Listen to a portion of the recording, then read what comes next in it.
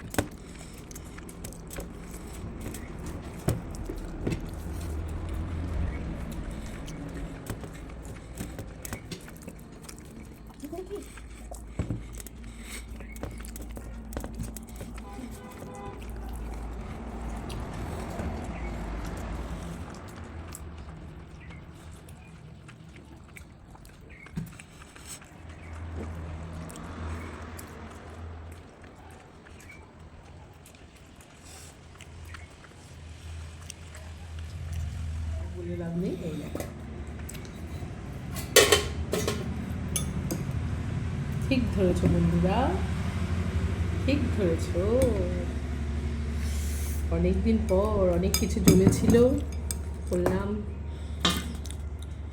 আচ্ছা, অস্মিকার ব্যাপারে আমি একটু কথা বলতে চাই।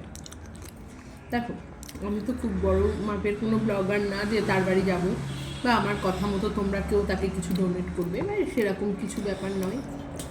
কিন্তু ব্লগারদের পক্ষ থেকে অনেকে, মানে যারা যারা এখন খুবই জনপ্রিয় ব্লগার, তারা কিন্তু প্রত্যেকে গেছে এবং তাদের পাশে দাঁড়িয়েছে, এবং তাদের যে হিউজ অ্যামাউন্ট, মানে একটা হিউজ পরিমাণে তাদের একটা হচ্ছে মানে ফ্যান ফলোয়ার আছে, তারা কিন্তু প্রত্যেকে ডোনেট করেছে। সেই জন্য একটা ভালো অ্যামাউন্ট ওদের হাতে তুলে দিতে পেরেছে ব্লগাররা। প্রায় শুনছি 6 কোটি টাকা উঠে গেছে। ব্যাপারটা হচ্ছে, ইঞ্জেকশানটা বলছে দাম হচ্ছে 16 কোটি টাকা। এবার আমরা সেটা একটু ভাবনা চিন্তা করলে আমরা বুঝতে পারবো যে 5 মাসের সময় আছে। এর মধ্যে 5 মাসের মধ্যে মানে আরও 10 কোটি টাকা, মানে এটা তো নেহাতি খুব ছোট অ্যামাউন্ট না, এবং বৃহৎ একটা অ্যামাউন্ট। 10 কোটি টাকা থেকে 6 কোটি টাকা যেহেতু তারা তুলেছে, এটা কিন্তু একটা ভীষণ বড় অ্যামাউন্ট। 6 কোটিও কিন্তু একটা ভীষণ বড় অ্যামাউন্ট আমাদের মতো একটা সাধারণ মানুষের ক্ষেত্রে। এবার আমার কথা হচ্ছে, এই 16 কোটি টাকা অস্মিকার বাবা মাকে বা আমাদের মতো সাধারণ মানুষকে তুলে দিতে হবে কেন?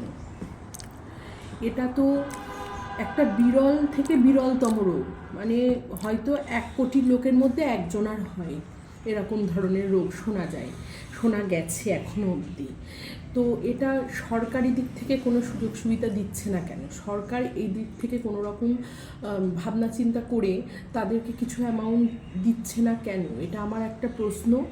আর এই যে ইউনিসেফ বা বিভিন্ন রকম যে হেলথ ইন্স্যুরেন্সের যে কোম্পানিগুলো, এরা তো প্রত্যেকটা মানুষ এখন নিজেদের স্বাস্থ্য সচেতনতার জন্য হেলথ ইন্স্যুরেন্স করে।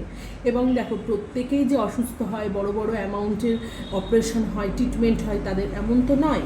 100 জনের মধ্যে ধরে নিলাম এখন প্রচুর পরিমাণে রোগ ব্যাধি বেড়ে গেছে, সেই জন্য 40% লোকের এত লাগে, টাকা পয়সার লাগে অপারেশনের জন্য। কিন্তু বাকি যে 60% লোক, তাদের টাকাও তো তাদের হাতে যাচ্ছে সেই ইন্স্যুরেন্স কোম্পানিগুলোর উপর। তারাও তো কিছু টাকা হেল্প করতে পারে। এবং সরকারি ভাবে বা এই বড় বড় সংস্থা যারা ওষুধ তৈরি করে বা বিভিন্ন রকম ইন্স্যুরেন্স কোম্পানি, তারা তো কিছু কিছু বলতে তাদের কাছে কিন্তু 10 কোটি টাকা অ্যামাউন্টটা যেটা আর বাকি আছে, অ্যামাউন্টটা তাদের কাছে খুব একটা হিউজ অ্যামাউন্ট নয়। তারা কিন্তু কিছু করে তাদের হেল্প করতে পারে, এবং আমাদের মতো সাধারণ মানুষ ওই 100-200 টাকা করে দিয়ে 6 কোটি টাকা উঠেছে, এটা তো বিশাল অ্যামাউন্ট টাকা উঠে গেছে। আর 10 কোটি টাকা 5 মাসের মধ্যে, এটা মনে হয় আমার পক্ষে, এটা ভাবনা চিন্তা করলে আপনারাও বুঝতে পারবেন যে এটা কিন্তু সম্ভব না, ওর বাবা মারও সম্ভব না বা আমাদের পক্ষেও সম্ভব না।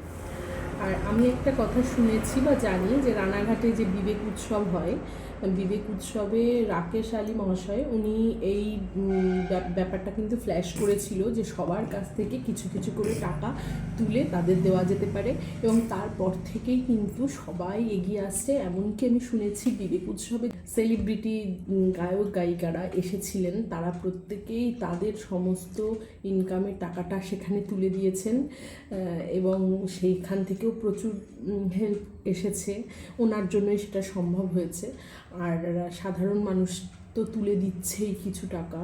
আমার বক্তব্য একটু সরকারিভাবে এটা যদি দেখা যায়, আমার মনে হয় বাচ্চাটার দিক থেকে মানে একটু হেল্প, ভালো অ্যামাউন্টের একটা হেল্প এসে যাবে। তোমাদের কি বক্তব্য? আমি কি কথাটা ঠিক বললাম? তোমরা সেটা কমেন্ট করে জানাও। এবং সরকারিভাবে এটা যদি সাহায্য পায় তারা, সেটার দিক থেকে তারাও তো ভীষণ উপকৃত হবে। সেটা একটু তোমরা সবাই মিলে শেয়ার করো, যাতে সবাই এটা জানতে পারে। চলো, আমার দিক থেকে আমি এইটুকুনি তোমাদের কাছে বললাম, তোমরা একটু শেয়ার করো। চলো।